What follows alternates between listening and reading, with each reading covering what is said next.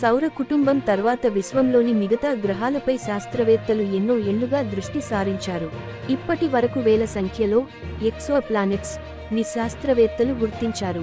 ముఖ్యంగా భూమిని పోలిన గ్రహాలు ఎక్కడైనా ఉన్నాయా అనే వెతుకులాట కొనసాగుతోంది. ఇందులో కొంతమేర శాస్త్రవేత్తలు సక్సెస్ అయ్యారు.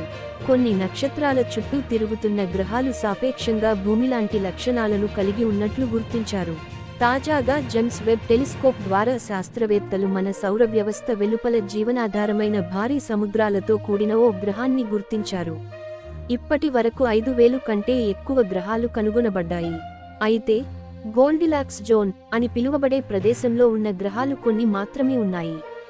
ఈ జోన్లో ఉన్న గ్రహాలు తమ మాతృ నక్షత్రం నుంచి చాలా దగ్గరగా లేదా చాలా దూరంగా ఉండని ప్రాంతంలో, అంటే జీవానికి అనుకూలమైన వేడి పొందే ప్రాంతంలో ఉంటాయి.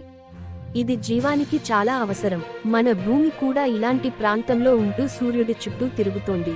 తాజాగా కనుగొన్న గ్రహాన్ని ఎల్హెచ్ఎస్ 1140గా పిలుస్తున్నారు. దీనిని తొలిసారిగా 2017లో కనుగొన్నప్పటికీ ఇప్పుడే దీని గురించి పూర్తి వివరాలు తెలుస్తున్నాయి.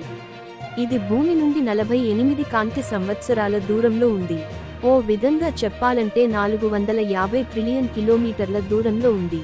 విశ్వంలోని దూరాలతో పోలిస్తే ఇది సాపేక్షంగా దగ్గరగా ఉన్నట్లే. ముందుగా ఈ గ్రహాన్ని మినీ నెప్ట్యూన్ అని పిలువబడే భారీ వాయుగోళంగా భావించారు. హైడ్రోజన్, హీలియంతో కూడిన వాతావరణం కలిగి ఉందని అనుకున్నారు. అయితే వెబ్ టెలిస్కోప్ పరిశీలన తర్వాత ఇది సూపర్ ఎర్త్ అని నిర్ధారించారు. ఇది భూమి కన్నా 1.7 రెట్లు పెద్దది. దాని ద్రవ్యరాశి 5.6 రెట్లు ఎక్కువ అని ది ఆస్ట్రోఫిజికల్ జర్నల్ లెటర్స్లో బుధవారం ఆలస్యంగా ప్రచురించింది. గ్రహం దాని నక్షత్రం ముందు నుంచి వెళ్తున్న క్రమంలో దాని వాతావరణాన్ని విశ్లేషించారు. హైడ్రోజన్, హీలియం సంకేతాలు లేకపోవడంతో దీనిని మినీ నెప్ట్యూన్ కాదని చెప్పారు. దీని ఉపరితలం ఎక్కువగా మంచు ఉన్నట్లు తెలుస్తోంది.